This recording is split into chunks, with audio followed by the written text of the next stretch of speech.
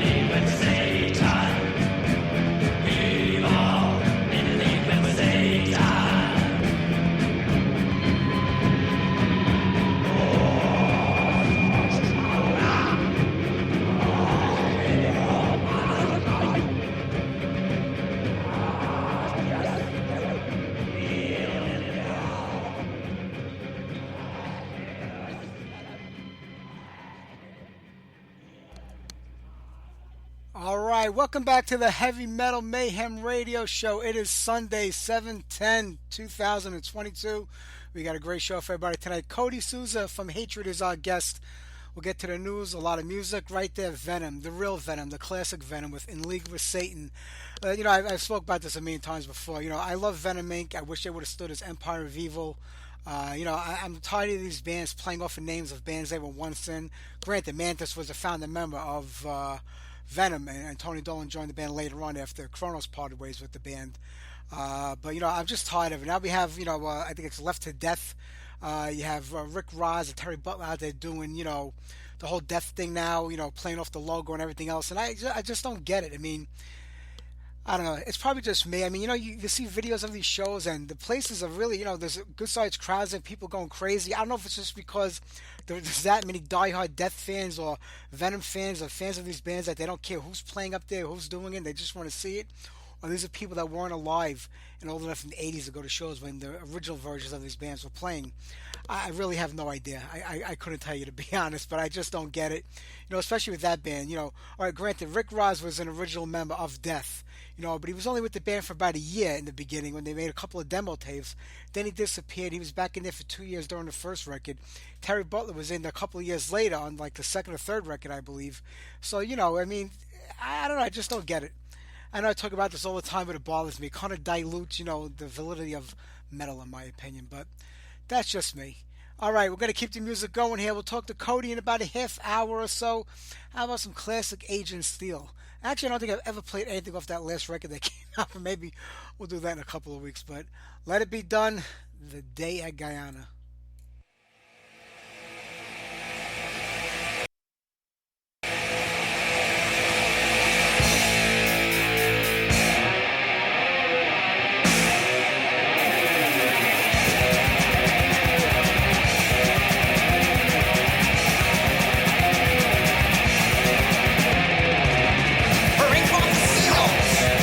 Let them be broken. Yes, the yoke is straight on the earth.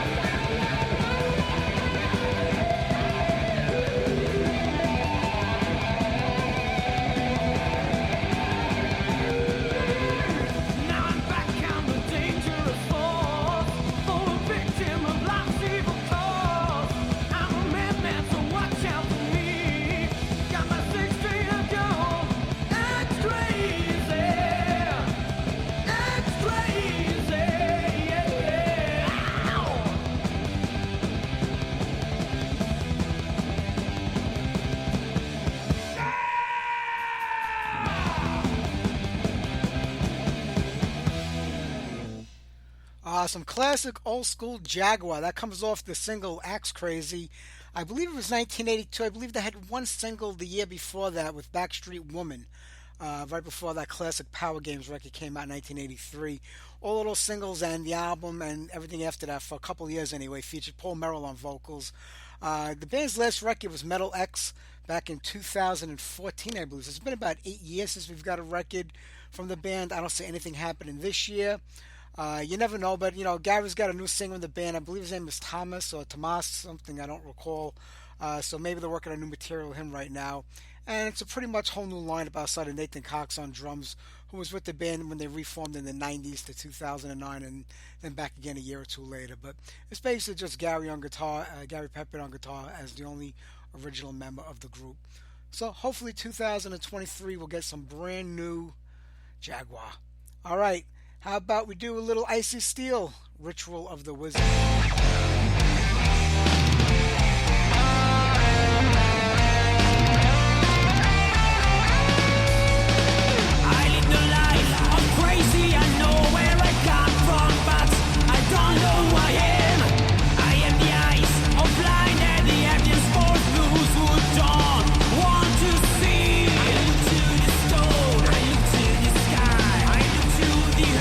You ready to die? The power of born.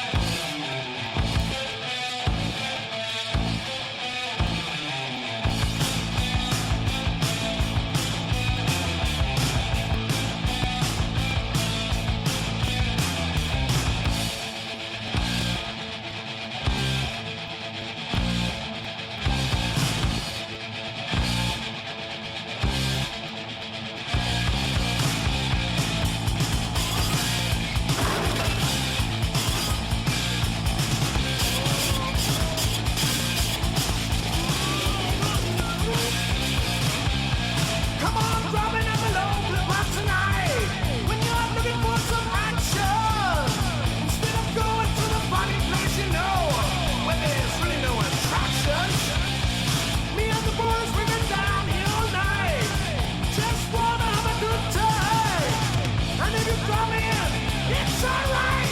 You show a friend, we ain't quiet. 'Cause I was born with pencil hanging out in my bed. And now I'm sure it's gone to my brain. Heavy and loud. Heavy and loud. Heavy and loud. Heavy and loud.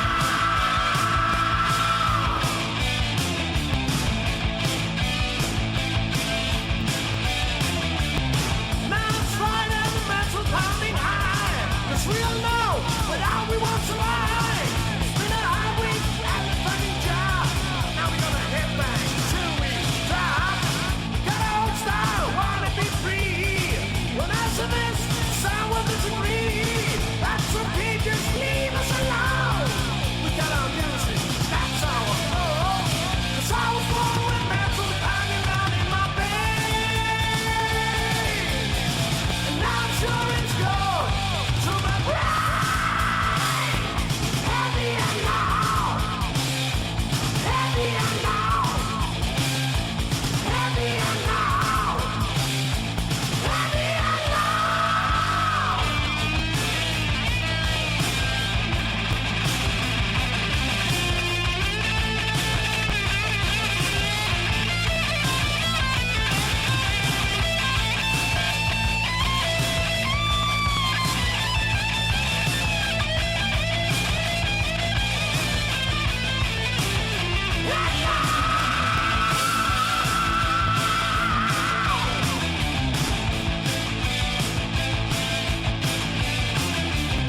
Come on, Bobby, never know the box tonight. When you're looking for some action, instead of going to the fucking place you know, but there's really no attraction. There's no pride in the metal pounding high. 'Cause we all know without we won't survive. It's been a hard week at the fucking job. Now we're gonna head back till we drop. 'Cause I was born with metal flowing on in my veins. And now I'm sure it's gone to my brain. Heavy and loud. Heavy and loud. Heavy and loud. Heavy and loud. Go.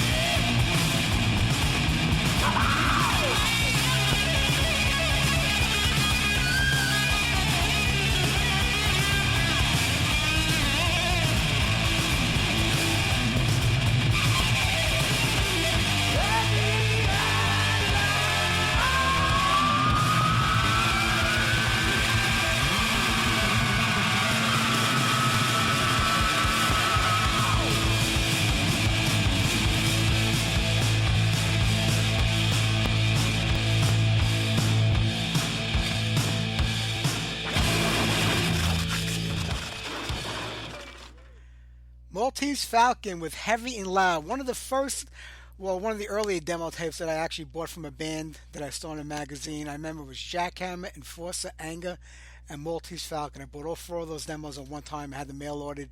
That's when it took about, a month and a half to get to get a package from overseas. Who knows what it cost back then. It was probably like $2, but today it would cost you about 20. But great band, loved them, Maltese Falcon. And right before that, we did Led the Angel, We Came to Kill. I reached out to Kathy and Terry from that band over and over again for like years when we had the old show on Block Talk Radio. I can never get any one of them to come on.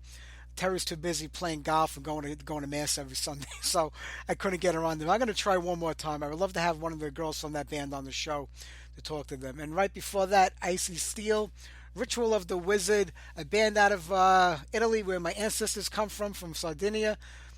Pretty good band. They haven't had anything new out in probably 8 or 9 years. But they were pretty productive during the 2000s, going up to about 2015 or 16. Then they kind of faded off the map, but they are still together. All right. I just said David Lee Roth released a new single. Didn't he retire? I mean, I'm not a big Van Halen fan or a David Lee Roth fan, so I don't really follow what's going on with those guys. But I could have sworn he said he was retiring, but he's releasing new music. I mean, is that the new trend now where people retire and they still go out on tour, they still put out records, they still do shows? Doesn't retiring mean that you stop doing what you did for a living? I mean, I know I'm retiring in 113 days.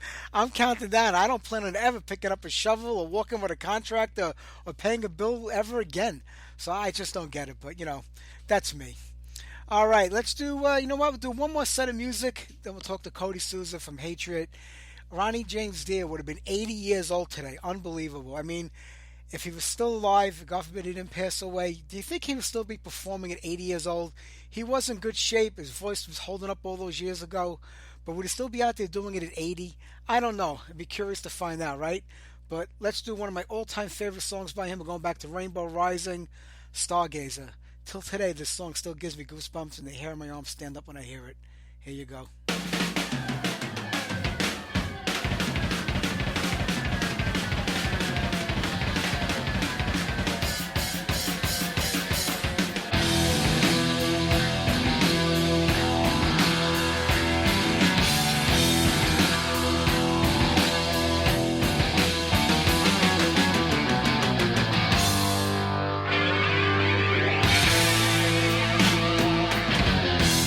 I knew, know what's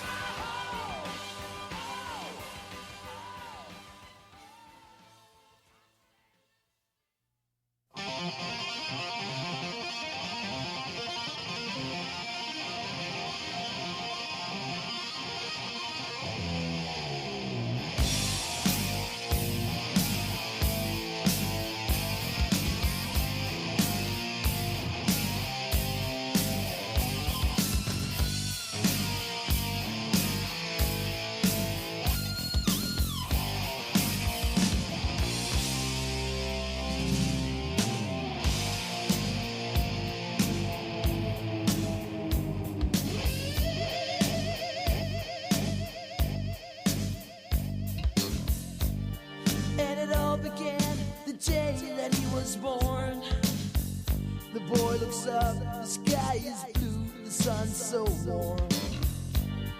A time span that's numbered, the young ones on the loose. And the globe keeps turning times that's many and fast, cooling up his burning fire. Through your soul, he brings on hope. Fight for survival. Your thoughts are frantic, and it seems he's falling down. He feels the emptiness that pulls him towards the ground. Oh, bring out your shield, raise on your sword, fight to survive. Run, flee for your life, look toward the sun, fight to survive.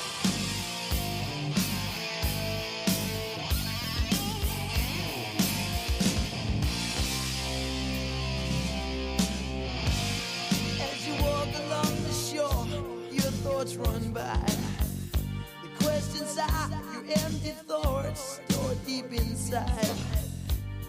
And you feel like thunder, it sends you on the loose.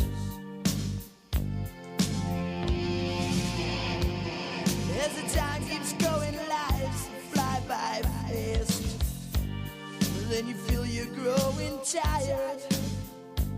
You say no, look toward the sun, fight for survival.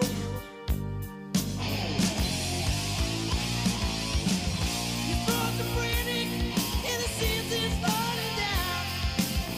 He feels the emptiness that pulls him towards the ground. Oh, bring up your shield, raise high your sword, fight to survive. Run, flee for your life, look toward the sun,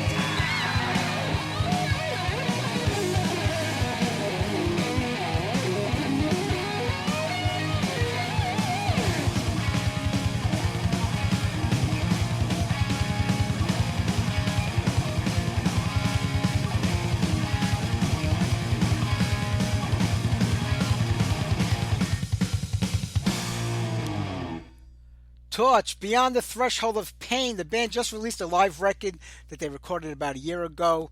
It's called Live Fire. It's out of Metalville Records right now. I'm going to reach out to Ian, see if I can get him back on the show. Ian, I think, was the last live guest we had on before we ended the show 2 years ago on Block Talk Radio.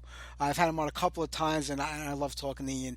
Dan Dark is out of the band again. That was one of the things we spoke about 2 years ago. Dan was out of the band again for a short period of time and back in before anything really happened. Then they were out there playing live again. Now he's out again. This time he says it's for health reasons. I'm not too sure. I'm going to reach out to him to get find out what's going on. I'll report back to you. But they did say they were going to announce a new lead singer, which they haven't yet. So there's a good chance that Dan could come back. This is like an on and off again thing all the time. But really, he is the voice of Torch. So I don't know what they would sound like without him because he has a very distinctive sound, and I just love those guys. Right before that, White Line, Fight to Survive.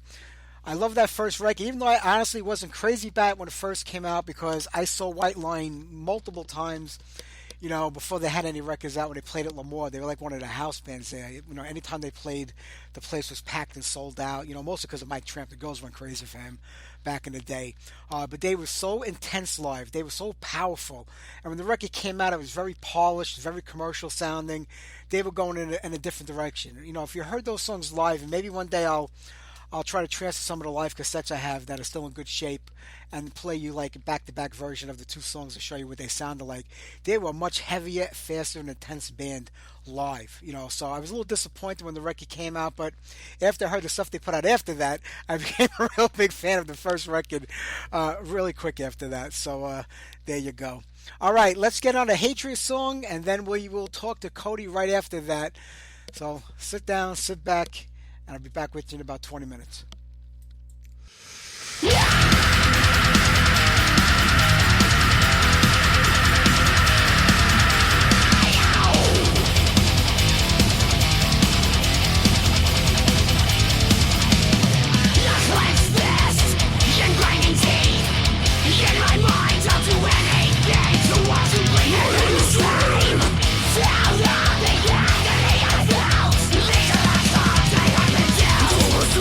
Boy,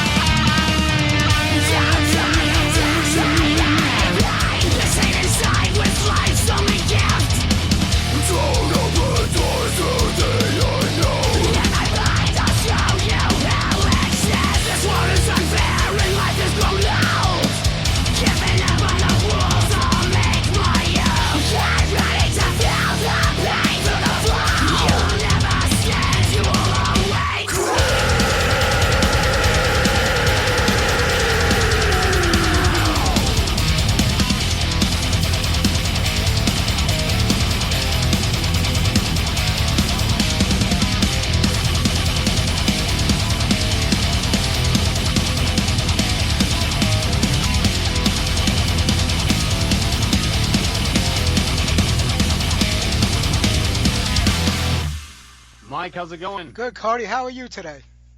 Good, man. I'm actually, I was having a bug. My Skype kept crashing, but your call came through. I answered it. Let's keep our fingers crossed. I was clearing some memory and running some stuff really quick. But how are you doing, man? Hi, I'm doing great. I'm even happy that, you guys are going to be on the road this month. A new record came out. I mean, it feels like we're back in 2019. Dude, I hope so, right? Let's retry the last album all over again, right? As it seems like we had some momentum after that one, but that certain little bug that everyone caught kind of ruined that for us. So, yeah, ready to spit out another record, pent up in the house, and freaking ready to hit the road, and just want people to spread the word of the Hatriot, man. So Absolutely. I mean, The Veil of Shadows, another solid record. The second one that you're singing on, Take It Over From Your Father, a hard act to follow, but man, you've done it. Not only have you done it, but you've established yourselves as, the vocalist, and I think the leader of that band. dude, I really appreciate that, man. That was big shoes to fill the last time around, right? I remember telling myself, shit, are we really doing this, And at the time, I was so proud of that vocal performance and that album in its own right, and that album's a banger. But I'm just that much more proud of this one. I really think I felt more myself. There's definitely a lot more energy. It feels a lot more natural. This record was written in vein of what we like to listen to, and I think if you've heard the whole thing, it really reflects that. So. Absolutely. I mean, what I love about the band is that it has that old school vibe, yet it's relevant, it's new, it's what's happening now also. It's a great combination of both, and it kind of appeals to a lot of fans, a lot of a big audience. Yeah, I appreciate that, man. Yeah, like it's a mixture of we've been saying a lot of Gothenburg in there. There's melodic death metal. There's thrash metal, of course. There's some deathcore at times, little metalcore splashed in there, right? And just something that we really just enjoy doing ourselves. I pride myself in my tritone vocals. All the vocals you hear on the album are mine, minus the very, very few backup chants. But yeah, with my highs, my mids, and my lows, just having a blast and just doing what we love. So. Like you were saying, From Days On to Darkness came out, and then the world went to shit. And that album kind of got, like every band that put albums out around that time, they weren't able to go out and tour, they weren't able to support it. Everything kind of got forgotten about back then. So do you feel like you're really supporting two records right now, especially on the live front? I think so too. I mean, it being our sophomoric album with me, I mean, I know that we did two albums beforehand, and we still play those songs live, but with a modern Cody twist, right? We call it Legacy Hatriot for all puns intended there, Mr. Zetro Legacy, right? But yeah, no, I mean, it almost does feel like we're playing for two albums on this tour. We're playing a lot of songs off both albums, actually, even though it's right before the album comes out, kind of pushing it. But we're be playing some material off the Veil of Shadows, along with From Days into Darkness, along with the older two albums too. So we're stoked for it, and yeah, like I said, we were on the flyers and everything for European festivals when the time had come when that album had dropped, and then after that, we got moved to the wait list, and it's like, oh man, I guess we gotta step up to the plate and swing again. You know what I mean? Yeah. So, hey, just really want to show the world that we are a staple metal act, and people are telling us that this is like melodic death thrash. It's hard to describe. It's kind of new, so we're stoked that we can unveil that and just hope everyone enjoys it. Absolutely. It is true. It's very hard to create a new genre. It's very hard to create something new and different with 40 million metal bands out there over the last 40 or 50 years doing stuff. But you did tap into something. Like I said, I think it's a great mix of old and new, and it has a little bit of everything for everybody there. And I think that's something different that other people aren't doing right now.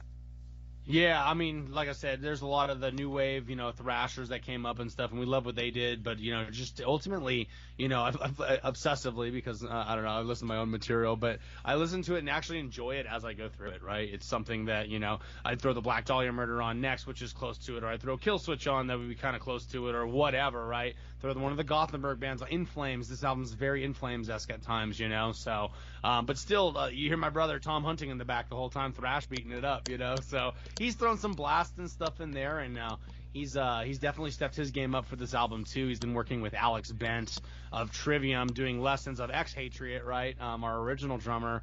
We love Alex and so proud of what he does. But yeah, he's got a few tricks from him, and just keep evolving the craft and keep moving forward. Excellent. What do you think is the biggest challenge today for any young band starting out and getting going? Of course, you got the name recognition because of your dad and everything, but that doesn't carry the band forever. That just gives it a little attention. You have to make this happen on your own. And what are the challenges for any band today, trying to succeed and make it in this business?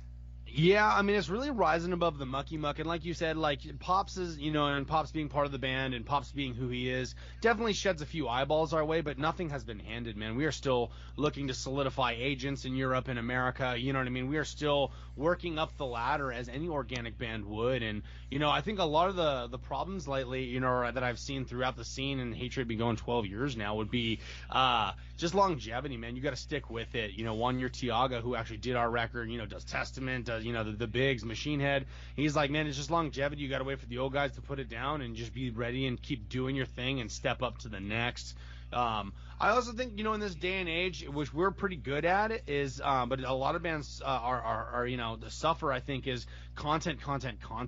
It sucks that if you want to get noticed, organically online without touring and losing a bunch of money until it is an established act to go out on the road on, the internet is a very, very powerful thing, but those don't use it very correctly, use it correctly. Sorry, I can't even talk. Shouldn't be talking about how people can run their bands, right? But no, it's just recording what you do, creating constant content and being in your fans and catering to what they like to see, what they, creating something new or running through it, and that's the difficult part lately. It isn't just getting your band together and going up and playing the bar on Saturday and growing. I mean, you can definitely do that, but the digital growth will help exponentially that much more, right?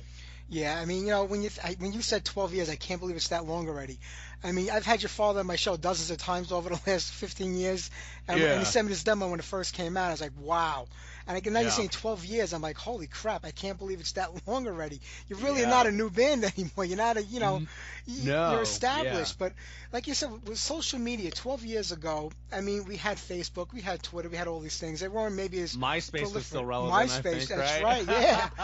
and they weren't as big as they were now for bands to promote themselves. It was more for friends connecting and stuff like that.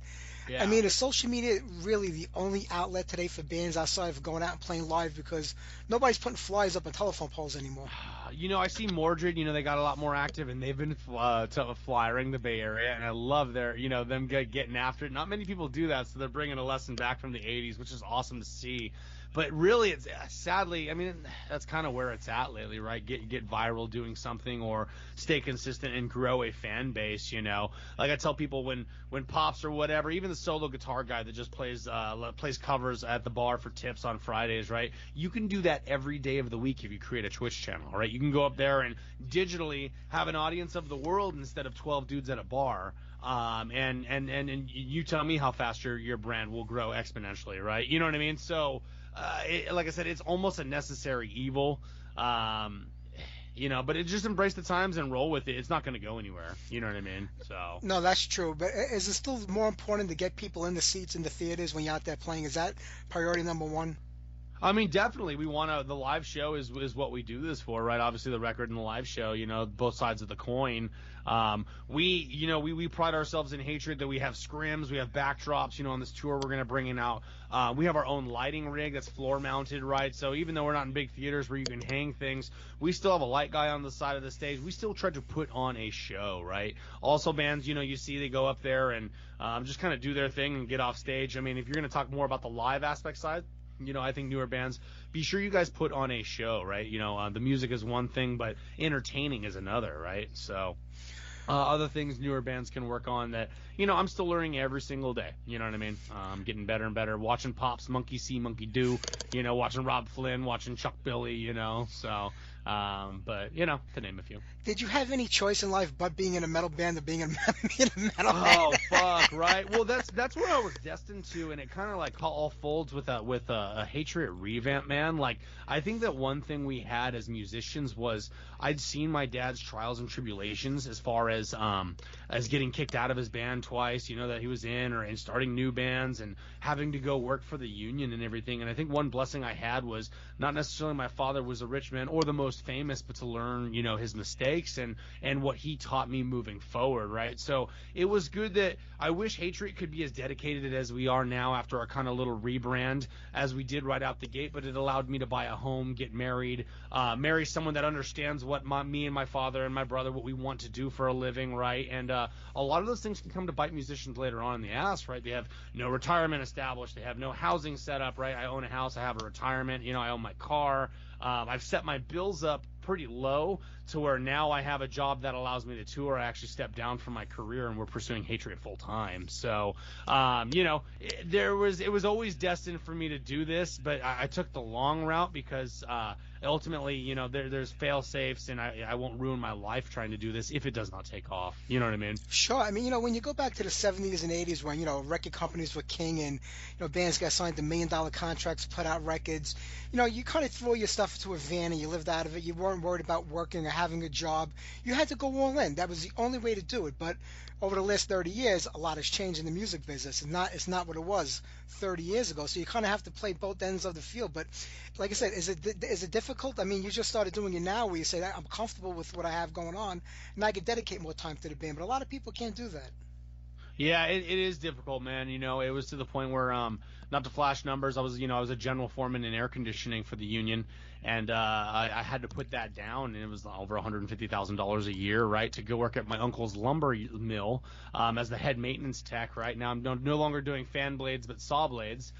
Doesn't pay nearly as much, but it allows me to tour, allows me to pursue my dream, right? And to even get a spot like that and to tell my wife, like, hey, babe, I'm going to put down my career to go to this really unorthodox thing called metal music that, like, there really is no way to ensure yourself that you're going to do it. I might do it, I might fail, but here I got to give it a shot or I'm going to go crazy knowing I never tried to follow my father's footsteps, And, for someone to look back at you and say they fully support you for that is just the world, growing in this scene and hearing how difficult it is on families, how difficult it was on my mother, my brother, and myself, it can only set me up for success. But to get to that point, like I said, was 12, 14 years of working in the union, buying a house, getting that established, building relationships, which I think all has come full circle, learning how to run a business. Now I run Hatriot, right? I think everything has happened for a reason, and here we are. So, but the long game is good, but longevity, the first thing you asked me, right? What would you do?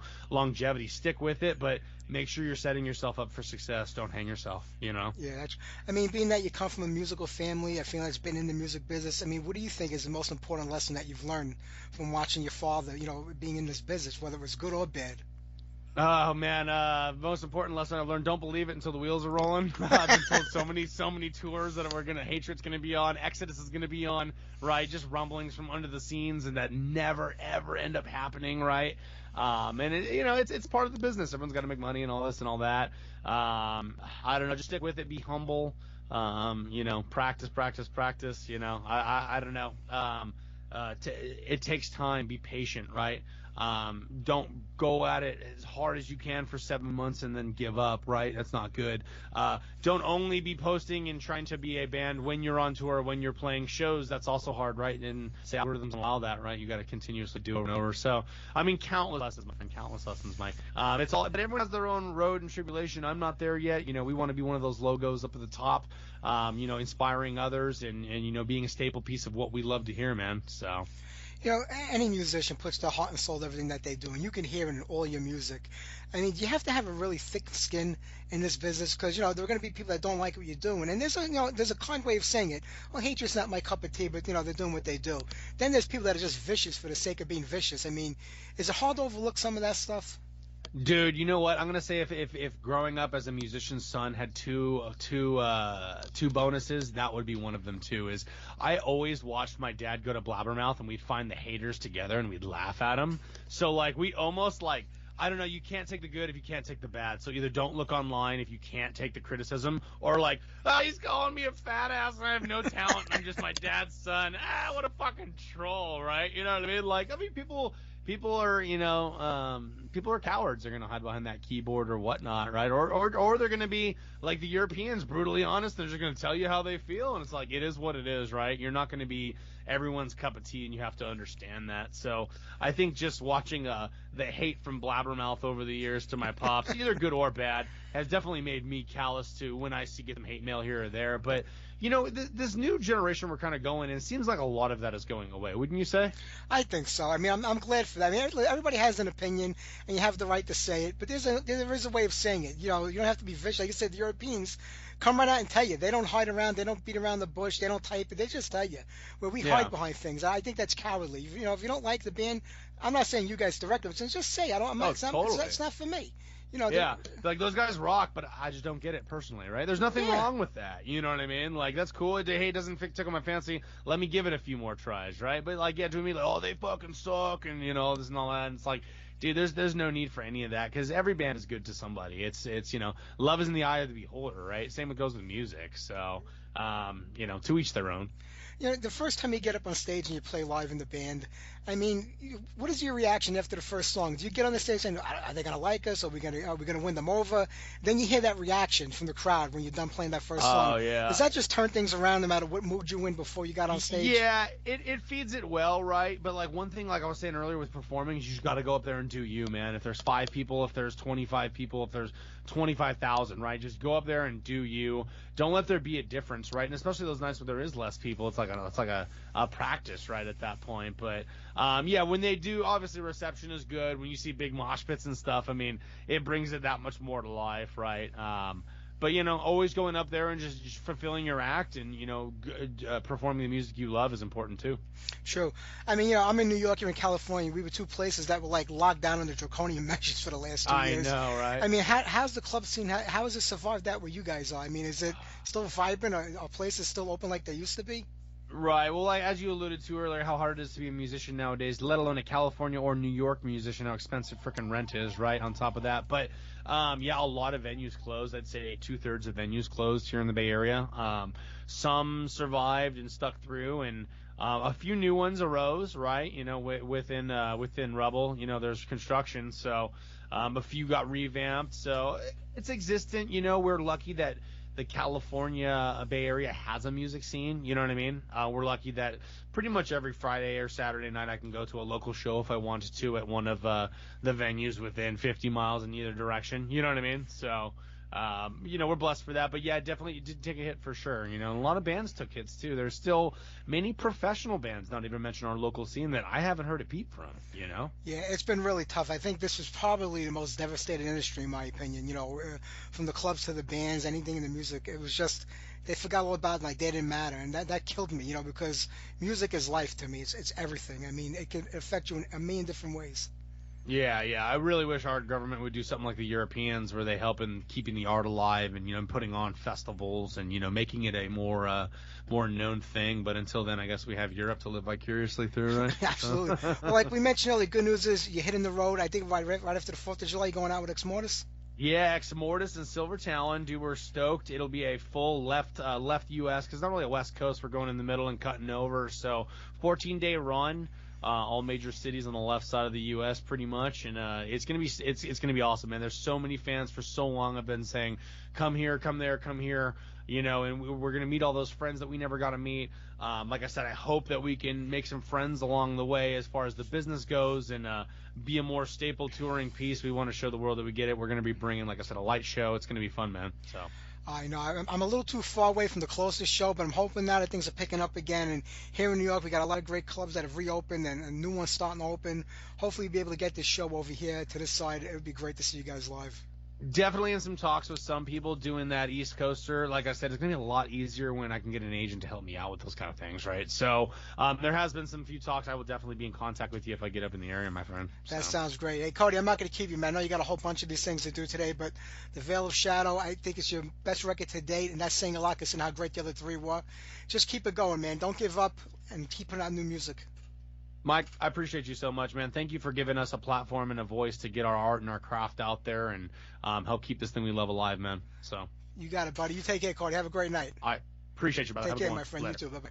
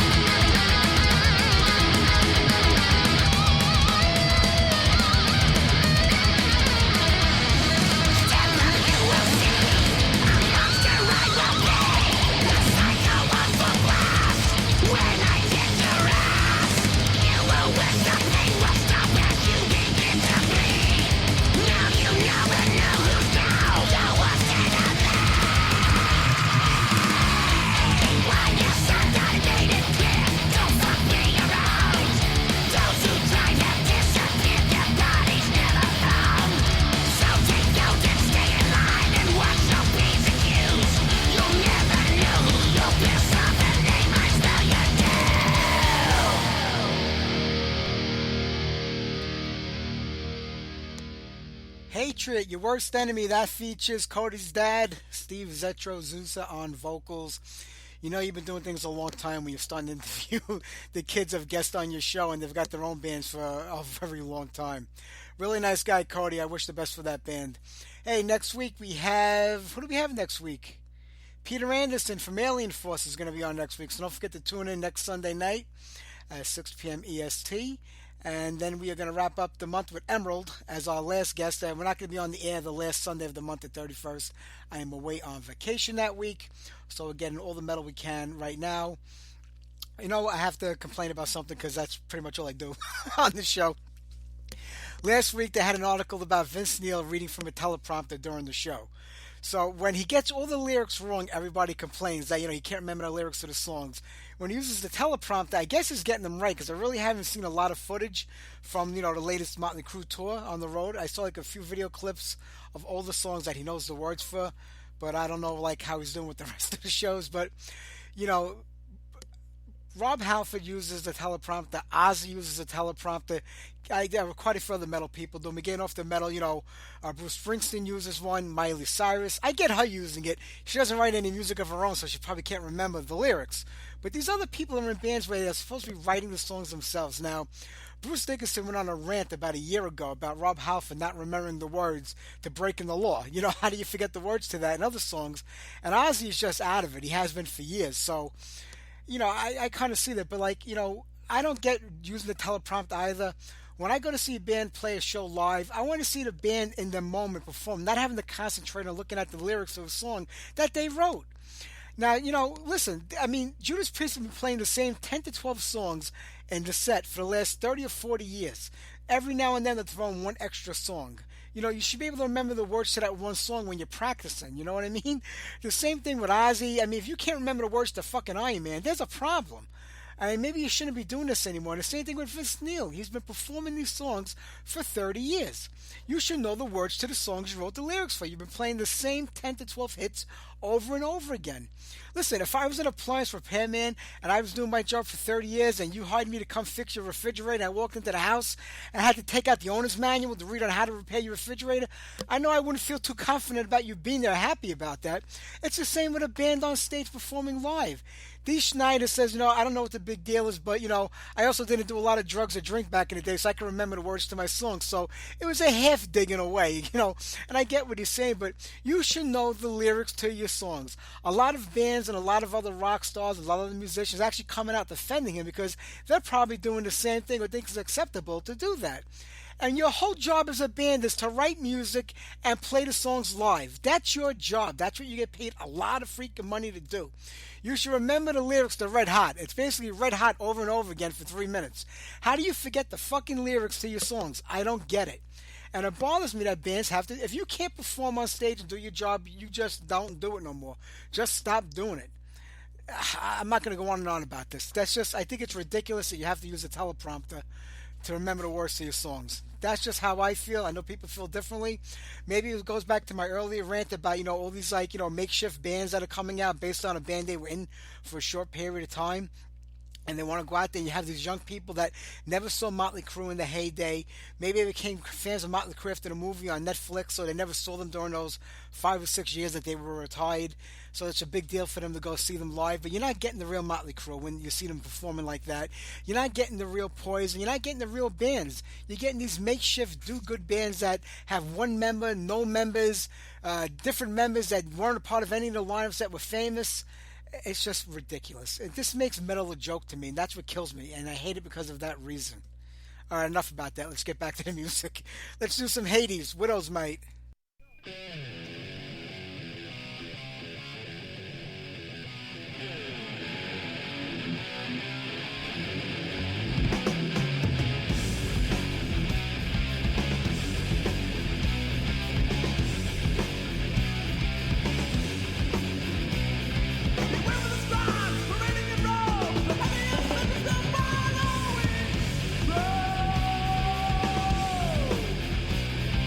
When you are here, the time of the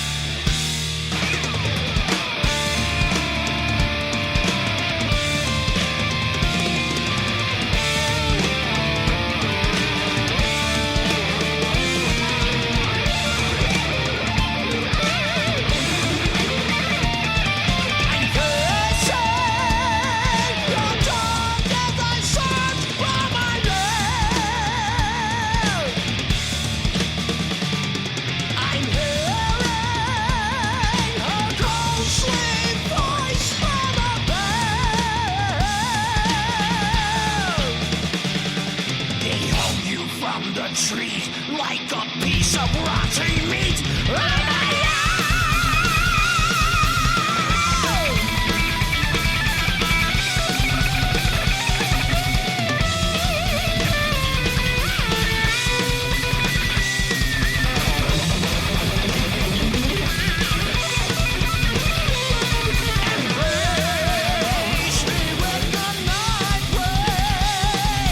Carry souls upon the wind. I serve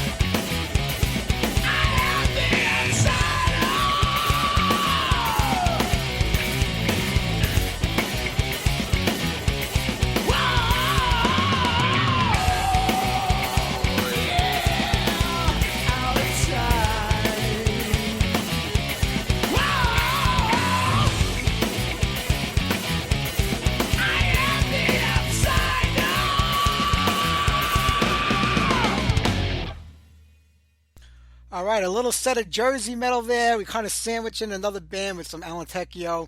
We kick things off with Haiti, Widow's Might, Attacker, Gallows Hill, and Silent Assassin, The Outside. That's Mike LaPon's band. Mike is one of the nicest guys in the world. I love interviewing him when he's on the show. Hopefully we'll get another Silent Assassin record soon. He's been out with Symphony X this year. It's good to see him back out on the road. Actually, he's with Ross the Boss playing right now. He's also Mike is in every band you can imagine. There's not a band that Mike is not a part of. Yeah, Symphony X out on the road. He's out with Ross the Boss. He's a very busy guy, but you have to be today in this business. All right, we're going to do one more set of music, and then we're going to wrap it up here tonight. Don't forget to tune in next Sunday night with our guest Peter Anderson from Alien Force. I'm looking forward to talking to Peter next week. Then we're going to wrap up the month with Dave Enos from Emerald. Their record or their old tapes were just re-released on a label, so we'll talk to him all about that and everything else going on with the band these days. All right, let me see. What can we do next? How about, somebody posted on Facebook there that nobody was really into Hellhammer until after they got into Celtic Frost. It was Celtic Frost that led them to Hellhammer. And I don't know who posted it. Maybe it was somebody who wasn't born in the 80s or the 70s and grew up in the 80s as a teenager, but I know I was into Hellhammer long before they became Celtic Frost. I mean, I had traded for the demo tapes when they were out, and then when Apocalyptic Raids came out, I was the first one in my record store to go and buy that album. And, they broke up a short time later and turned into Celtic Frost. So whoever said that, I don't remember who it was. I saw it on a Facebook post. That's not true. There were a lot of us that were born in the 60s and were teenagers in the 80s that were definitely in the Hellhammer long before they became Celtic Frost. So how about we do a little Hellhammer, and we'll keep this a real hard and heavy set.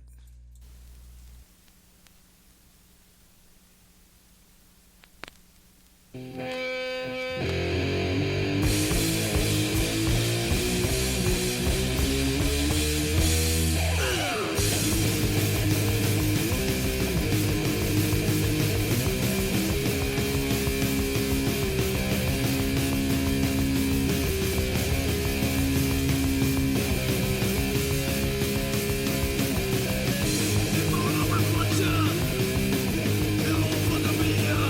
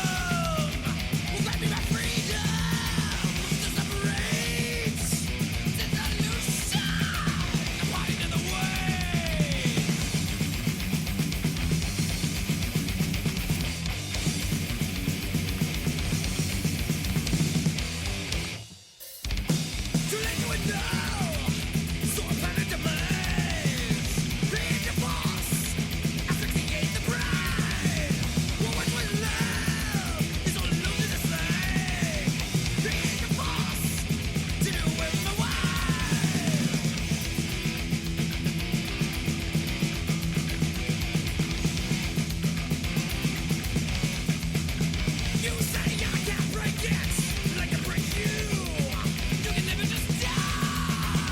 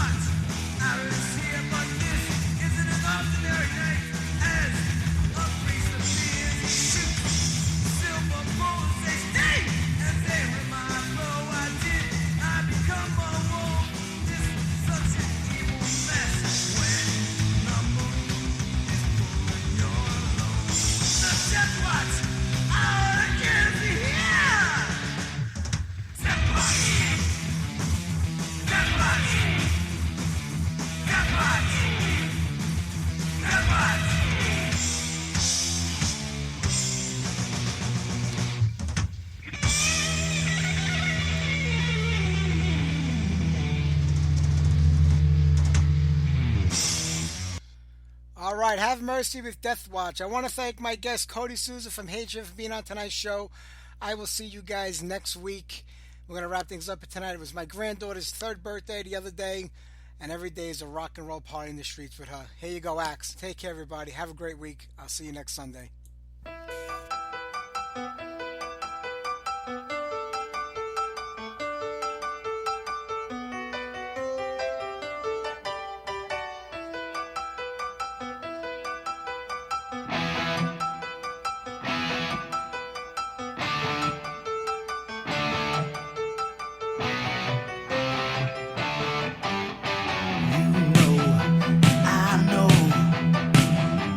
This ain't gonna last forever. Let's take advantage while we're still